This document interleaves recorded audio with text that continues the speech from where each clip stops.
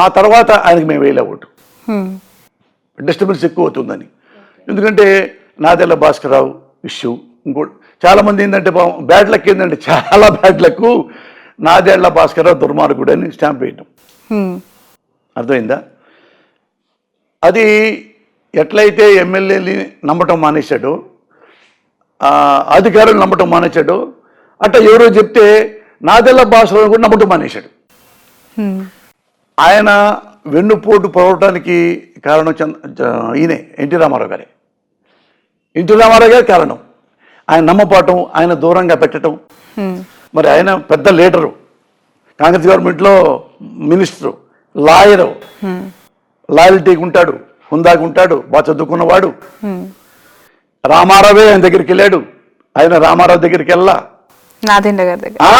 ఆయన వెళ్ళాడు, బ్రదర్ మనం చేద్దాం బ్రదర్ అని గెలిచినట్టుగా ఏమైందంటే వేరే వాళ్ళు ఉంటారుగా చెప్పే తలకి నాదెళ్ల భాస్కరరావుని ఫస్ట్ డే నుంచి అనుమానంతో దూరం పెట్టడం మొదలుపెట్టాడు.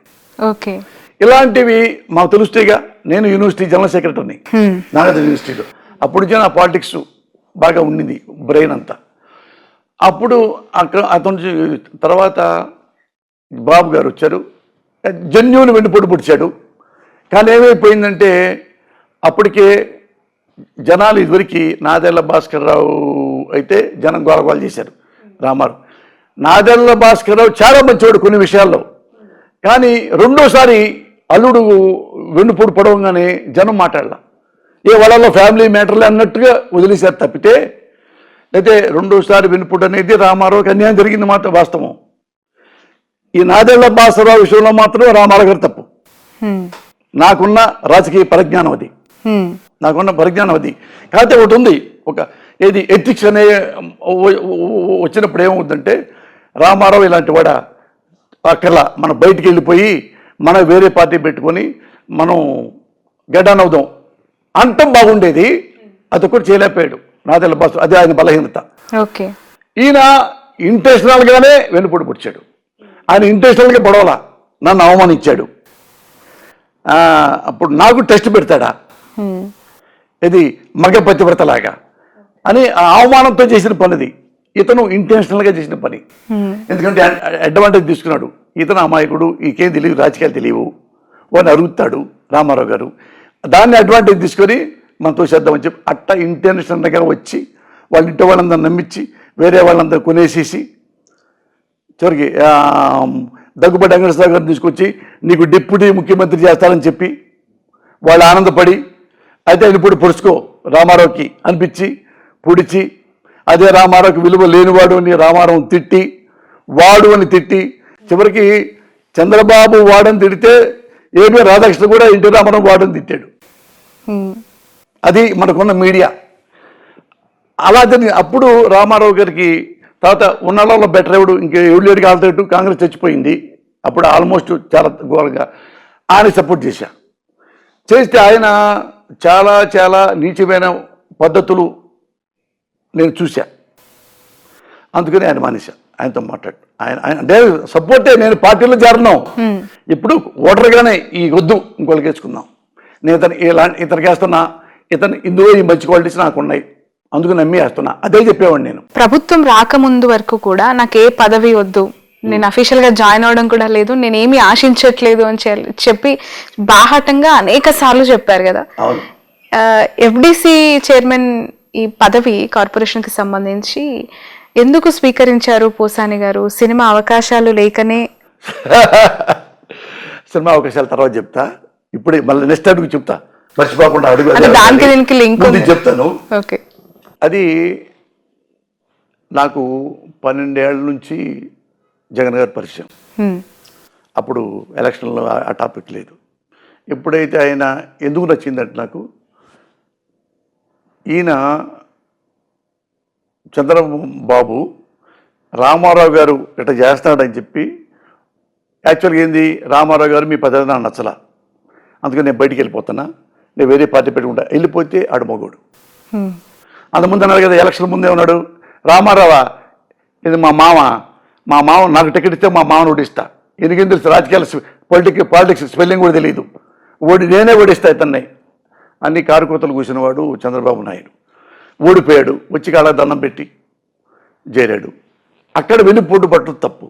నీకు అతను అభిప్రాయ భేదం ఉంటే ఆయన పార్టీ, ఆయన ఎజెండా, ఆయన మేనిఫెస్టో, ఆయన గుర్తు, ఆయన ఆఫీసు, ఆయన జెండా నీదేం లేదు, నువ్వు బయటికి వెళ్ళు, ఊరు పార్టీ పెట్టుకో.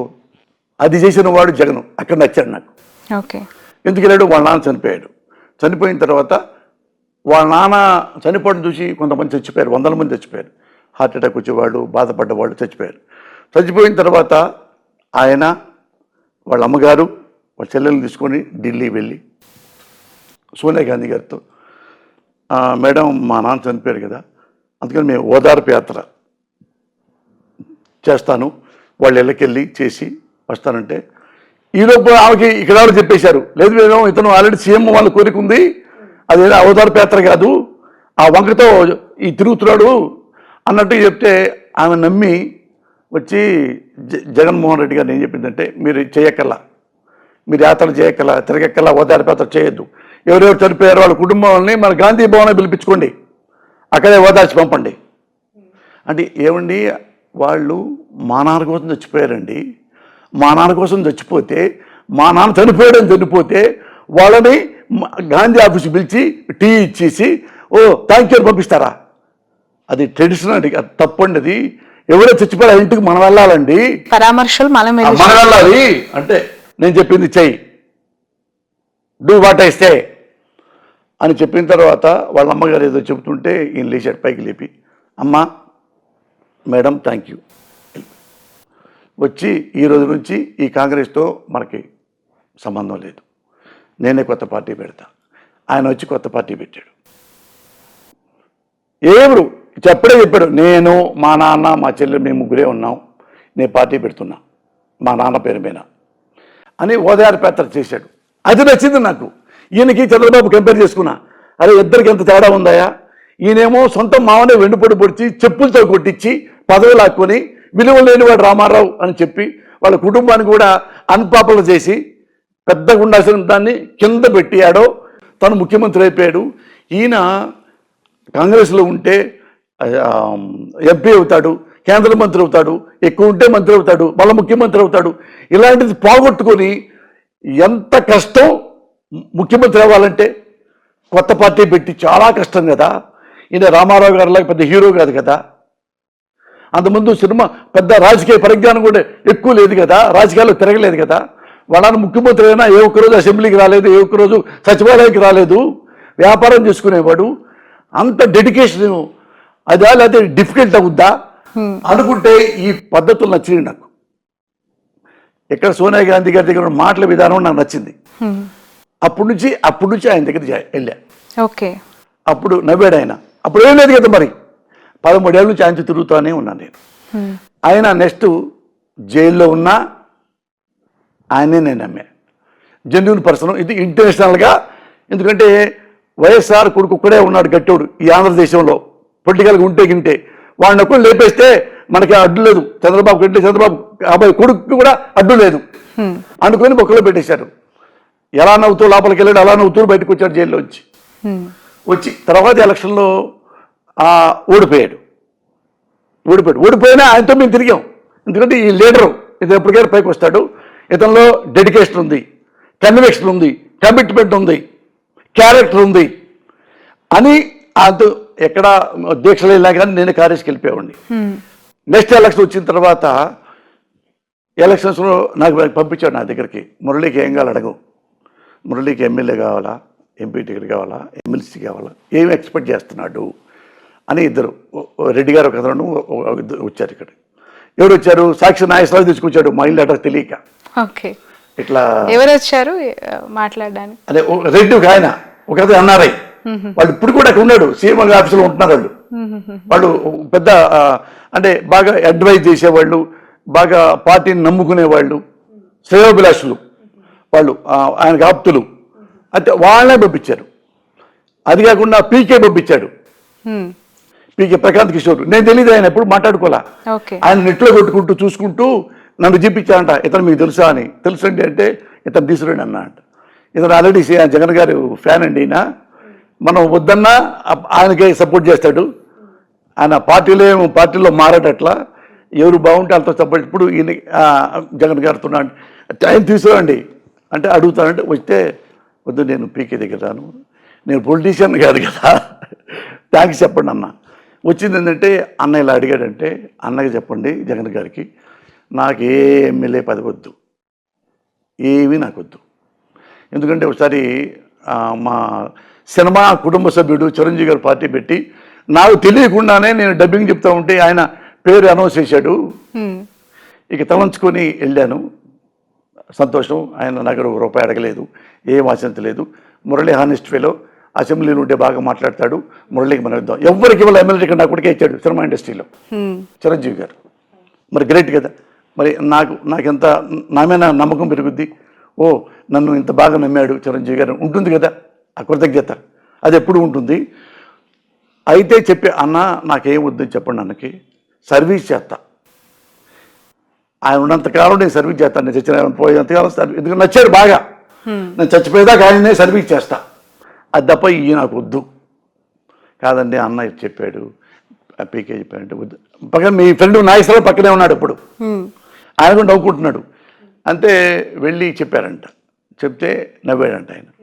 నవ్వి మురళి అంతే అని తర్వాత గెలిచాడు. తర్వాత గెలిచిన తర్వాత నేను దానికి ప్రమాణ స్వీకారానికి వెళ్ళలేదు. దేవుడికి మీద దండం పెట్టుకుని పూజ చేసుకున్నాము. జగన్ గారు గెలిస్తే మీకు బట్టలు పెడతాను, ఇక్కడ సిటీలో ఉన్న అమ్మవారికి దేవుళ్ళ కంటే గెలవగానే అన్ని పట్టు చీరలు అవి కొనుక్కొచ్చి బట్టలు కొనుక్కొచ్చి గుళ్ళలో తిరిగి అందరికీ దేవుళ్ళకి అమ్మవారికి ఇచ్చి ఇంటికి వచ్చి అమ్మ డామును పడిపోయా కరోనా వచ్చింది. అప్పుడు దానికి కూడా వెళ్ళాల, ఏది మన ప్రమాణ స్వీకారానికి కూడా వెళ్ళలేదు. తర్వాత 3-4 సార్లు కబురు చేశాడు, నేను వెళ్ళలా, చాలా వెళ్ళపోతే ఆయన ఒకసారి సదల్ గారిని పిలిచి కొంచెం గట్టిగా మాట్లాడంట.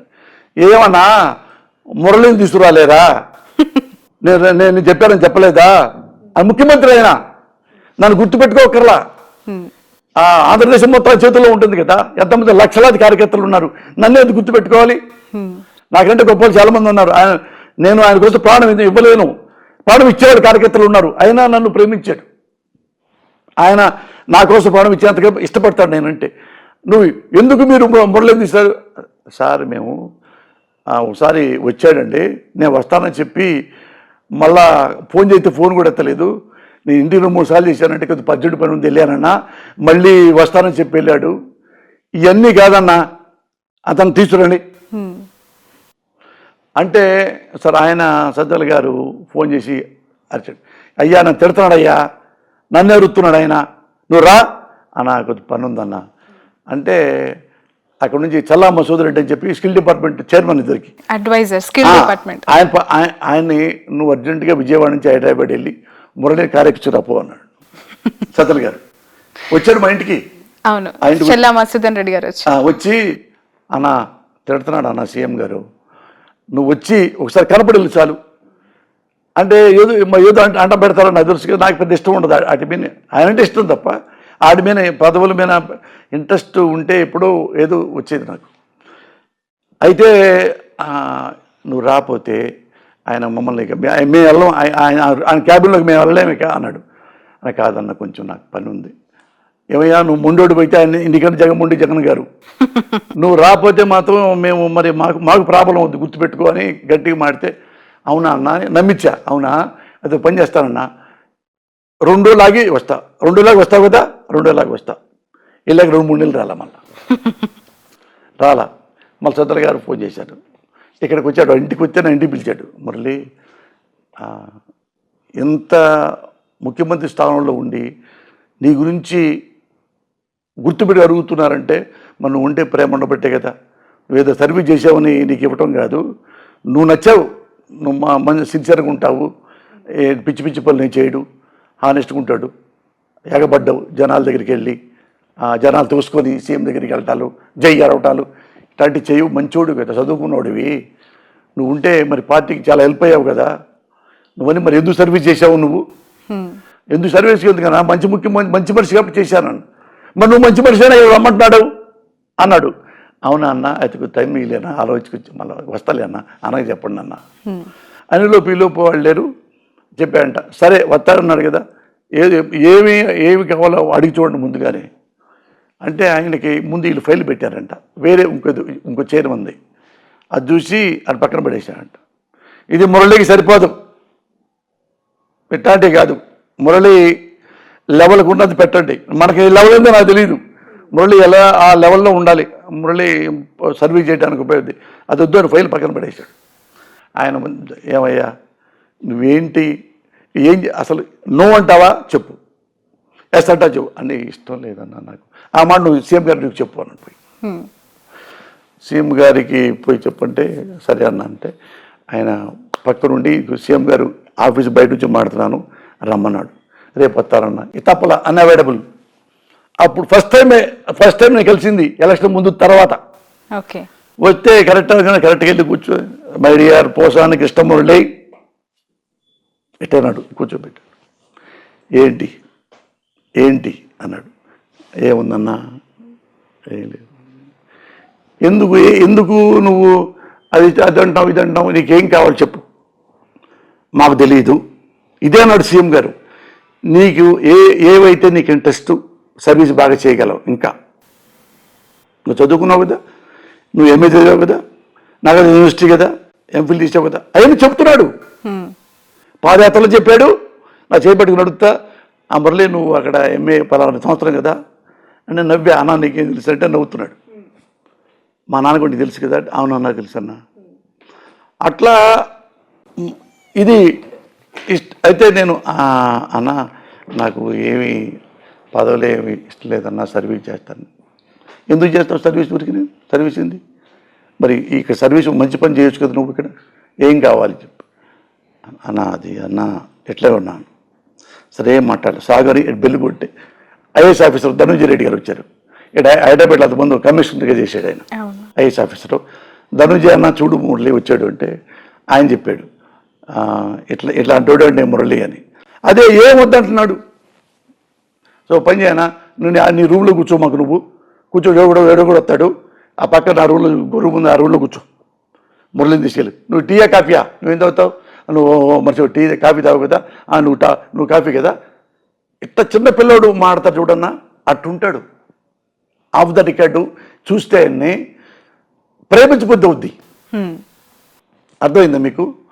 అట్టయితే నువ్వు కాఫీ తాగు కదా, తాగనన్నా. నువ్వు టీ, నువ్వు ధనంజయ నువ్వు కాఫీ కదా, కాఫీ ఓ టీ తెప్పించుకొని ఆ రెండు కూర్చోండి, ఎవరు తలుపేసుకోండి, ఎవరు అన్నీ మాకండి, నిర్ణయించుకొని రండి అని నాకేంటో అని. ఆయన ఫైల్ కూడా పక్కన పెట్టి లోపల కూర్చున్న ఇద్దరు. ఏం మురళి నువ్వేమనుకుంటున్నావు అలా? నేనేం అనుకోలేదన్నా, ఉట్టన్నా అనుకోను, తల్లి సాక్షి నా మనసులో ఏమీ లేదన్నా. ఏమయ్యా ఇంతవరకు ఇష్టం నువ్వంటే సీఎం గారికి ఏమవసరం నీ పిలవాలి, నువ్వు నచ్చావు, నువ్వంటే ఇష్టం బాగా. ఎక్కడ మీటింగ్ ఏమన్నా కానీ కనీసం టాపిక్ వస్తే నీ గురించి ఒక నిమిషం మాట్లాడు కనీసం, మురళి చాలా మంచోడు అని. అంటే అంత అభిమానించేటప్పుడు మనం ఇగ్నోర్ చేయకూడదు అట్లా. అంటే అన్న నిజంగా నేను నాకు తెలియదన్నా, ఇష్టం లేదన్నా అంటే కాదు, ఏదోటి చెప్పు అన్నాడు. ఏదోటి అంటే అన్న నాకేం తెలియదు, సరే మీరే చెప్పండి అన్న. అయితే ఏ పదవులు లేకుండా నాకు పని చేసి పెట్టండి అన్న.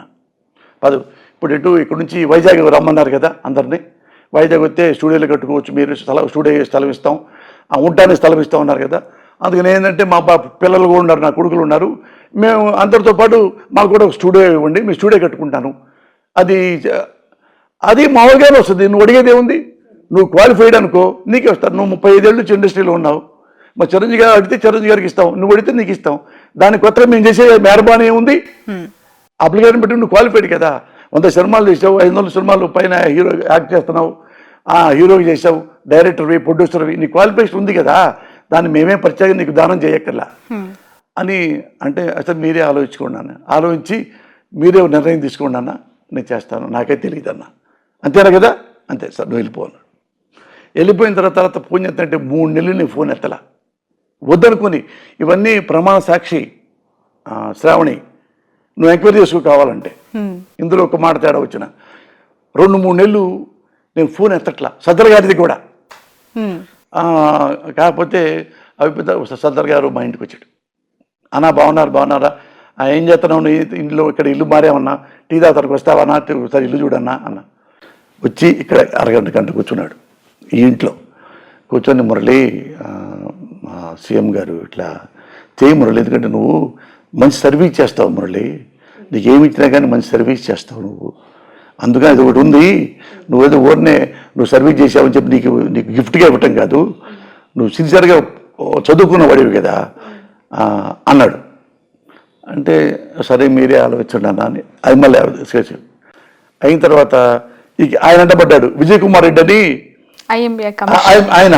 అంటే మురళి ఇది మా సదరా గారు మేము కూర్చున్నాము, మేమంతా కూర్చొని ఇది ఎఫ్డీసీ నువ్వు సినిమా ఇండస్ట్రీ పడేవి కదా, ఎఫ్డీసీ చైర్మన్ నువ్వు అక్కడే పుట్టి పెరిగినోడి కాబట్టి ఎఫ్డీసీ అయితే నీకు బాగుంటుంది, ఒక మంచి కేటగిరీ క్యాబినెట్ రేంజ్లో ఆ లెవెల్ నువ్వు అయితే బాగుంటుందని డిసైడ్ అయిపోయాము. అది నా దగ్గర ఫైల్ వచ్చింది, ఆల్రెడీ జీవో వచ్చింది అన్నాడు. అన్న టైం అన్న జీవో గీవో వద్దన్న అటు అనొద్దన్న మీరు అనౌన్స్ చేయదు. అదేంటి ఇప్పుడు అనౌన్స్ చేయాలా, మన టీవీలో మీడియాకి ఇవ్వాలి, ఇప్పుడు మధ్యాహ్నం ఇస్తా అన్నాడు. అన్న మీ దండం పెడతా 3 రోజులు ఆగండి, ఎందుకంటే సీఎం గారితో నేను వేరే మాట్లాడుకోవాలి, అప్పుడు తర్వాత సీఎం గారితో మాట్లాడుకుంటే ఇంకేం మాట్లాడుకుంటావు నువ్వు, మాట్లాడుకుంటే అప్పుడు నీకు ఇస్తానన్న. ఆ 3 రోజులు అంటే వెళ్ళను కదా ఎటుకుడి, నేను వెళ్ళా. ఇక ఆయన ఫోన్లు చేయటం మొదలుపెట్టాడు, నేను ఎత్తట్లా. ఎత్తపోతే వాళ్ళు రైతుకు ఏం చేశారు చెప్పంటారా, నాకు తెలియకుండా, అది మా అమ్మ మా నాన్న సాక్షి, నాకు తెలియకుండా ఎమ్మటే టీవీలో వచ్చేసింది, జీవో ఇచ్చేసారు. టీవీలో అది జీవో ఇచ్చి నా బొమ్మ ఆయన బొమ్మ వేసి పెద్ద ప్రాపకాండ చేశారు. అరే అంటే నేను అసలు నేను అనౌన్స్ చేద్దానా, నేను తర్వాత చెప్తాను, ఆయన ఫోన్ చేస్తాంటే ఎత్తడు మానేశాను నేను. ఆయన అలిగాడు. ఎందుకంత అయిష్టత చూపించారు? అయిష్టత అంటే ఇప్పుడే ఎట్లుండదంటే ఇది ఒక దానికి కమిట్ అయ్యామనుకో, దానికి మనం పక్కా కమిట్ అయి ఉండాలి. ఏదో టైంపాస్కి ఒకరోజు వచ్చేసి సంతకం పెట్టుకొని డబ్బులు తీసుకొని మనం 2-3 నెలలు ఆగి అవి మన చేత కాదు. ఇప్పుడు నంది అవార్డులు ఇవ్వాలంటే చాలా కష్టం. జెన్యూన్ జడ్జీలను ఎతకాలి, జెన్యూన్ కథలను ఎతకాలి, జెన్యూన్ సినిమాలను ఎతకాలి. వీటిలో ఒక్కడు కూడా ఒక చిన్న తప్పు బెస్ట్ కమెడీని ఇతరులకు ఇవ్వకుండా ఇంకోటికి ఇచ్చినా అది మన మీద పడుద్ది. అప్పుడు అమ్మలక్కలు తిడతారు బూతులు, నేను పెద్ద బెల్లప్ ఇచ్చాడు పోసని, నాకు రావాల్సింది వాడికి ఇచ్చాడు, ఇలా ఉంటాయి. ఇవన్నీ ఎందుకు, ఇవన్నీ మనం ఇప్పుడు మొయ్యాలి. ఇది ఉంటే డెడికేషన్గా ఉండాలి. అక్కడే అన్నీ మానేసి పెళ్ళాం పెట్టడం కూడా ఆడ పని. నాకు రేపు ఇప్పుడు పెట్టబోతున్నాను నంది అవార్డులు ఓన్లీ స్టేజీ నాటకాలకి దానికి ఏంటి, ఇప్పుడు వెళ్తే మరి అక్కడ 10 రోజులు కూర్చోవాలి, మళ్ళీ రావాలి, మళ్ళీ 10 రోజులు కూర్చోవాలి, మళ్ళీ ఆ ఫంక్షన్ అప్పుడు మొత్తం 4 రోజులు అక్కడే ఉండాలి. ఇవన్నీ చేయాలి. అబౌవ్ ఆల్ సిన్సియర్గా అసలు జడ్జీలు మంచివాళ్ళ కాదా, వీడేమన్నా కుడతావు కదా, ఏమన్నా రాంగ్ రూట్ అనుకో, పెద్ద బెల్లపిచ్చావే చంద్రబాబు గవర్నమెంట్లో ఉన్నప్పుడు ఇది అన్యాయం ఇది అన్యాయం అని, నువ్వు చేసింది ఏం పీకావు ఇక్కడ అని రేపు మీ టీవీ ముందు కూర్చొని వెళ్తాడు అమ్మలక్కలు కూడా. అవన్నీ ఇన్ని మొయ్యాలి. దానికి తలనొప్పి, అన్నదినం, టెన్షను, డే అండ్ నైట్ పని చేయాలి. నాకేంటంటే ఈవినింగ్ 6 అయితే ఎక్కడ నైట్ షూటింగ్ చేయను, 7 ఇంట్లో ఉండాలి. నేను మావిడ కబుర్లు చెప్పుకుంటూ ఉండాలి, టిఫిన్ చేస్తూ ఉండాలి, టీ తాగుతూ ఉండాలి, మన 9 అన్నం తినాలి, కబుర్లు చెప్పుకుంటా, పాటలు వినుకుంటా 10:30-11 పడుకుంటాం. నా హ్యాబిట్ అది అప్పుడు 30 ఏళ్ళ నుంచి. అందుకని మీ ఇల్లు అంతా వదిలిపెట్టాల్సి వస్తాయి. నాకు ఇష్టం, పిల్లల కంటే కూడా మా ఆవిడంటే ఇష్టం. ఎక్కువ కబుర్లు చెప్పుకుంటానికి ఎక్కువ నాకు ఫ్రెండ్ లాగా ఉంటుంది. ఏమన్నా కానీ సరా కరెక్ట్ చెప్పి చదువుకున్నాము కదా తను కూడా. అట్లా నాకు దగ్గరగా ఉంటుంది, మనసుకి అభిప్రాయాలకి దగ్గరగా ఉంటుంది, కన్విక్షన్స్కి దగ్గరగా ఉంటుంది. అందుకని నాకు ఇంట్లోనే నాకు పెద్ద అమెరికా అది ఇష్టం. అది అందుకని ఇంత లాగా తర్వాత ఏంగానే తర్వాత ఆయన మళ్ళీ పిలిచి కొద్దిగా అరిచాడు. ఎవరు మన సజ్జల గారు ఇంటికి పిలిచి ఫోన్ చేసి, ఏంటి మురళి అది జీవో వచ్చిన తర్వాత మీరు రావట్లేదంటే ఇంకొక ఆమెతుంటే మీడియా మొత్తం ఏమనుకుంటుంది, ఇష్టం లేదు పోసానికి, ఇది చిన్న పోస్ట్ ఏమో, ఆయన ఊహించింది పెద్ద. అవన్నీ అది కరెక్ట్ కాదు కదా మురళి. నువ్వు పర్ఫెక్ట్గా మాట్లాడగలవు, నువ్వు సర్వీస్ చేస్తావు బాగా, సీఎం అంటే నీకు ఇష్టం, నువ్వంటే సీఎంకి ఇష్టం. మంచి వాళ్ళ దగ్గరే నువ్వు పనిచేస్తున్నావు కదా, మంచి వాళ్ళు కానాల దగ్గర పనిచేయట్లేదు కదా. నువ్వు రా రేపు అన్నాడు. సరే అన్న అప్పుడు వెళ్ళా ప్రమాణ గారికి. ఇది జీవో తర్వాత ఎన్నాళ్ళకి వెళ్ళారో చూసుకోండి మీరు కావాలంటే. ఆయన అలిగాడు, ఆమె నా విజయ్ కుమార్ రెడ్డి, మురళి నాకు ఫోన్ ఎత్తవా. ఆయన నా బాగా క్లోజ్ ఫ్రెండ్, చాలా మంచోడు, నాకు చాలా చాలా ఆప్తుడు విజయ్ కుమార్ రెడ్డి. ఇవరికి సెన్సార్ ఆఫీసర్గా నా సినిమాలు చాలా హెల్ప్ చేశాడు. ఇప్పుడు కూడా ఏదైనా ఇష్యూ ఉంది అంటే ఇమీడియట్ గా రియాక్ట్ అయ్యే వ్యక్తి అయినా చాలా జెన్యూన్ పర్సన్. అతను దగ్గరగా ఉన్నామంటే మనం అతను చాలా బాగా ప్రేమిస్తాం. అట్లా నేనంటే ఇష్టం, అందుకని నన్ను కోపడ్డం అని దగ్గర తీసుకున్నాడు. ఆ తర్వాత అంటే క్షణికమేమో అది కోపం, మీరు పోస్ట్ తీసుకోలేదని విజయ్ కుమార్ గారు. నన్ను ఎవరు కోపడతారు శ్రావణి? నేనేం చేశాను? దొంగతనం చేస్తానా, బ్యాంక్ లోన్లు కాజేశానా, ఇప్పుడు మోసం చేశానా, డబ్బులు కాజేస్తానా? ఏమి లేవుగా నాకు చేయటానికి. నాకు అన్నీ ఇచ్చాడు దేవుడు. ఎట్టయితే నేను పేదరికంగా వచ్చానో ఇప్పుడు నాకు ఈ తరం కాదు, వచ్చే తరానికి కూడా సరిపడా కోట్లాది ఆస్తి దేవుడు నాకు ఇచ్చాడు తెలుగు సినిమా పరిశ్రమ మీద. ఇంకా నాకేం చేయాలి? ఏమి లేవు. ఇంకా నాకు అచీవ్మెంట్స్ లేవు లైఫ్లో, గోల్ లేవు, ఎయిమ్స్ లేవు, జీల్ లేదు, ఏమి లేదు. అన్నీ ఉన్నాయి. డబ్బులు చెప్పాలంటే 100 కోట్ల ఆస్తి ఎవడు సంపాదిస్తాడు? ఏ లెక్చర్ సంపాదిస్తాడు? నీ జెన్యున్గా చెప్పు. ఇది దేవుడు నాకు ఇచ్చింది. ఆ స్థలం కొని, ఈ స్థలం కొని, ఈ స్థలం కొని, స్థలాలన్నీ పెరిగి, ఆ డబ్బులు పెరిగి సినిమా ఇండస్ట్రీలో మళ్ళీ నాకు